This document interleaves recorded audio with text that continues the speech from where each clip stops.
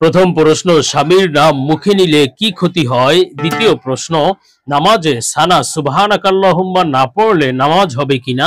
তৃতীয় প্রশ্ন, স্বপ্নে নামাজ পড়তে দেখলে কি হয়? নামাজ স্বপ্নে দেখার বিস্তারিত ব্যাখ্যা জানতে চাই। চতুর্থ প্রশ্ন, শরীরের কোথায় তিল থাকলে কি হয়? সৌভাগ্য না দুর্ভাগ্য? পঞ্চম প্রশ্ন, মাছের রক্ত পাক নাকি নাপাক? কাপড়ে লাগলে নামাজ হবে কিনা? আসসালামু আলাইকুম ওয়া রাহমাতুল্লাহি ওয়া বারাকাতুহু। আলহামদুলিল্লাহি ওয়াহদা ওয়াসসালাতু ওয়াসসালামু আলা মান লা নাবিয়্যা বাদা। প্রিয় দর্শক, অত্যন্ত গুরুত্বপূর্ণ অনেক প্রশ্ন আমরা আপনাদের কাছ থেকে পেয়েছি। আজকের এই ভিডিওতে তন্মধ্য থেকে উল্লেখিত নির্বাচিত গুরুত্বপূর্ণ 5টি প্রশ্নের জবাব নিয়ে বিস্তারিত আলোচনা করবে ইনশাআল্লাহ। সুতরাং মনোযোগ সহকারে ভিডিওটি শেষ পর্যন্ত দেখবেন।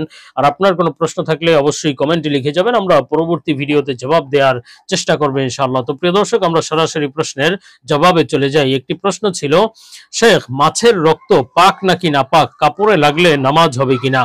দেখুন, মাছের রক্ত যেটা বলে আমরা বুঝি, আসলে সেটা প্রকৃতপক্ষে রক্ত নয়। এজন্যই অন্যান্য পশু পাখি, অন্যান্য প্রাণী যদি খেতে হয় তাহলে জবাই করে রক্ত ঝরিয়ে তারপরে খেতে হয়। রক্ত শরীরে থাকা অবস্থায় সেই প্রাণী হালাল থাকে না বা হালাল হয় না। সেটা এমনকি যদি কোনো প্রাণী যদি মারা যায় এবং সেই প্রাণীর রক্ত যদি ভিতরে থেকে যায়, মরা প্রাণী এজন্যই খাওয়া জায়েজ না যে মরা প্রাণীর রক্ত ভিতরে থেকে গিয়েছে। অন্যতম একটি কারণ আর কি মরা প্রাণী খাওয়া জায়েজ না হওয়ার। তো বোঝা গেল যে আসলে প্রকৃতপক্ষে রক্ত মাছের গায়ে নেই, এজন্যই মরা মাছ খাওয়াও জায়েজ। তো যেহেতু মাছের রক্ত প্রকৃতপক্ষে রক্ত নয়, এজন্য সেই রক্ত অন্যান্য রক্তের হুকুমে প্রযোজ্য নয়। সুতরাং মাছের রক্ত নাপাক নয়, বরং সেটা পবিত্র, এবং সেটা যদি আপনার কাপড়ে লাগে তাহলে আপনার কাপড় নাপাক হবে না, নামাজ হয়ে যাবে। আমরা পরবর্তী প্রশ্নের জবাবে চলে যাই। প্রশ্ন ছিল, নামাজে সানা সুবহানাকাল্লাহুম্মা না পড়লে নামাজ হবে কিনা? দেখুন, নামাজে সানা সুবহানাকাল্লাহুম্মা ওয়া বিহামদিকা ওয়া তাবারাকা ইসমুকা ওয়া তাআলা জাদ্দুকা ওয়া লা ইলাহা গায়রুক, এই সানা পড়া এটা রাসূল সাল্লাল্লাহু আলাইহি ওয়াসাল্লামের সুন্নাত একটি আমল এবং গুরুত্বপূর্ণ একটি আমল। এটাকে সুন্নতে মুআক্কাদা বলা হয়েছে। এজন্য আপনি পারতে সত্ত্বে কখনোই সানা ছেড়ে দিবেন না। যদি আপনি না পারেন, যে আপনি সানা পারেনই না, তাহলে আপনার জন্য উচিত যত দ্রুত সম্ভব আপনি এই সানা শিখে নেবেন। আর যদি আপনি ইচ্ছাকৃতভাবে সানা ছেড়ে দেন তাহলে আপনার নামাজ হয়ে যাবে, কিন্তু এই কাজটি উচিত না, এটা কারাহাতের অন্তর্ভুক্ত। সুতরাং আপনি ইচ্ছাকৃত সানা ছাড়বেন না। আর যদি ভুলে সানা ছেড়ে দেন তাহলে আপনার সিজদায়ে সাহু দিতে হবে কিনা? না, আপনার সিজদায়ে সাহু দিতে হবে না, বা আপনার কোনো কিছু করণীয় নাই, যেহেতু সুন্নত আমল। তো সুন্নত যদি কেউ ইচ্ছাকৃতভাবে ছেড়ে দেয় অথবা ভুলে যদি ছেড়ে দেয় তাহলে তার নামাজ হয়ে যায়। নামাজ হবে না বিষয়টি এমন নয়, বা নামাজে কোনো ত্রুটি হবে এমন নয়, তবে ইচ্ছাকৃত ছাড়া উচিত নয়। ভুলে ছেড়ে দিলে তাহলে নামাজ হয়ে যাবে, কোনো সমস্যা নেই। তো আমরা পরবর্তী প্রশ্নের জবাবে চলে যাই। প্রশ্ন ছিল, শেখ, স্বপ্নে নামাজ পড়তে দেখলে কি হয়? নামাজ স্বপ্নে দেখার বিস্তারিত ব্যাখ্যা জানতে চাই। দেখুন, স্বপ্ন আল্লাহ সুবহানাহু ওয়া তাআলার পক্ষ থেকে বান্দাদের জন্য বড় এক হাদিয়া এবং উপহার। আল্লাহ তাআলা স্বপ্নের মাধ্যমে বান্দাকে বিভিন্ন সময় বিভিন্ন বার্তা দিয়ে থাকেন, কখনো সুসংবাদের বার্তা, আবার কখনো সতর্ক বার্তা। আল্লাহ তাআলা যেই স্বপ্নগুলো দেখান সেগুলো কিন্তু অবশ্যই সত্য এবং সহি স্বপ্ন, তার ব্যাখ্যাও রয়েছে সত্য এবং সহি ব্যাখ্যা।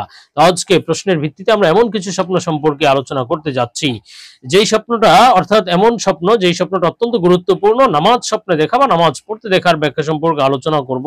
নির্ভরযোগ্য স্বপ্নের ব্যাখ্যার কিতাব আল্লামা ইমাম মুহাম্মদ ইবনে সিরিন রাহমাতুল্লাহ আলাইহির তাবির রুইয়া কিতাব থেকে হযরত মুহাম্মদ ইবনে সিরিন রাহমাতুল্লাহ আলাইহি বলেছেন, স্বপ্নে যদি কেউ পূর্ব দিকে ফিরে নামাজ পড়তে দেখে, এই স্বপ্নটি হজ করার লক্ষণ, অর্থাৎ হজ তৌফিক লাভ করবে, হজ করতে পারবে। তবে শর্ত হলো সে হজ করার যোগ্য হতে হবে।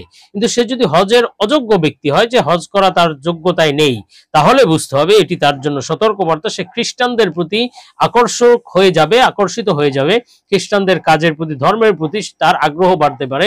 এটি বড় সতর্কবার্তা, বদ্দিন হয়ে যাওয়ার সতর্কবার্তা। আল্লাহ হেফাজত করেন।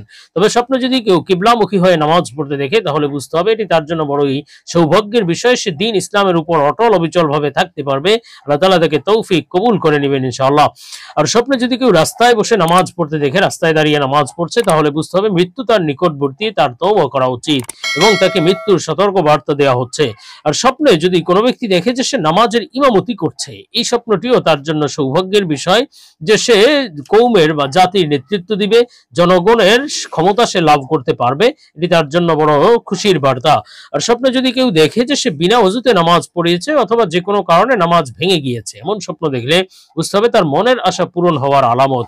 আর স্বপ্নে যদি কোনো ব্যক্তি দেখে যে সে বিনা ওযুতে নামাজ পড়েছে, অর্থাৎ ওযু শুরুতেই তার নামাজে ওযু ছিল না, আগেরটা গিয়েছে যে তার নামাজ ভেঙে গিয়েছে অজু চলে যাওয়ার কারণে, কিন্তু এটা হলো সে বিনা অজুতেই নামাজ পড়ে ফেলেছে। তাহলে বুঝতে হবে এটি তার ব্যাধিগ্রস্ত হওয়ার আলামত বা অসুস্থ হয়ে যেতে পারে, সতর্কবার্তা।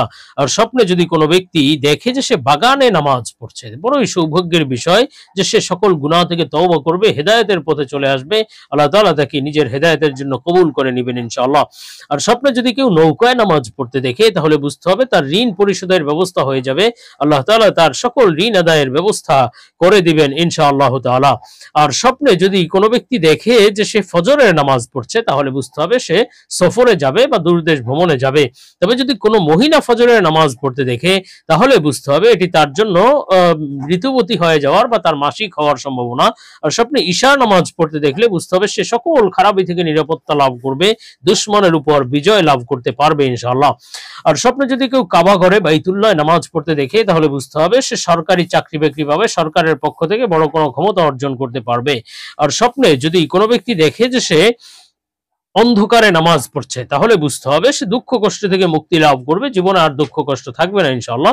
আর যদি কেউ রাতে নামাজ পড়তে দেখে তাহলে বুঝতে হবে সকল ভয় ভীতি থেকে নিরাপত্তা লাভ করবে এবং সাথে সাথে বুজুর্গি লাভ করবে, প্রশংসিত জীবন লাভ করতে পারবে ইনশাআল্লাহ।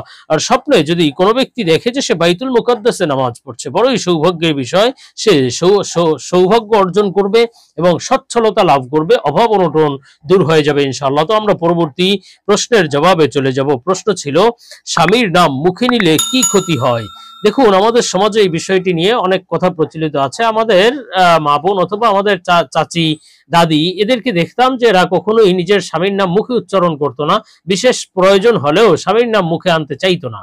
তো তাদের বিশ্বাস হলো বা তাদের বিশ্বাস ছিল, অথবা যারা মনে করে যে স্বামীর নাম মুখে নেওয়া যাবে না, তাদের বিশ্বাস হলো স্বামীর নাম মুখে নিলে তাহলে বিশেষ অমঙ্গল হয়, স্বামীর ক্ষতি হয়, স্বামীর হায়াত কমে যায়, এই ধরনের কথা প্রচলিত আছে। তবে এই কথাগুলো ইসলাম সমর্থন করে না, এই কথাগুলো ভিত্তিহীন কথা, এগুলোর কোনো ভিত্তি নেই, অযৌক্তিক কথা।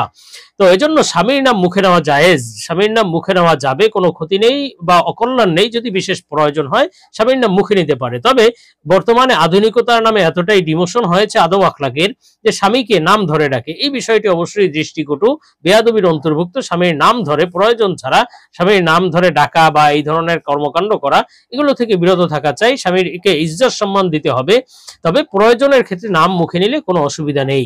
আমরা পরবর্তী প্রশ্নের জবাবে চলে যাব। প্রশ্ন ছিল শরীরের কোথায় তিল থাকলে কি হয়, সৌভাগ্য না দুর্ভাগ্য। দেখুন, বিভিন্ন বই পুস্তকে লেখা আছে, বিভিন্ন বই পুস্তকে পাওয়া যায় যে যদি মাথায় তিল থাকে তাহলে এইটা হবে, যদি কপালে তিল থাকে ওইটা হবে, যদি হাতে পায়ে তিল থাকলে এই সৌভাগ্য, পিঠে তিল থাকলে ওই দুর্ভাগ্য। এই অনেক কথা এই তিল নিয়ে প্রচলিত আছে। তবে এই কথাগুলো ইসলাম সমর্থন করে না, কোরআন হাদিস বর্ণনা করেনি, এগুলো নিছকই বানোয়াট এবং ভিত্তিহীন কথা। তিল থাকা এটি শরীরের একটি আল্লাহ তাআলার সৃষ্টির কুদরতের কারিশমা, সুতরাং এটার আলাদা কোনো সৌভাগ্য দুর্ভাগ্যের সাথে কোনো সম্পর্ক কোরআন হাদিস বর্ণনা করেনি। এই কথাগুলো ভিত্তিহীন, নির্ভরযোগ্য কথা নয়।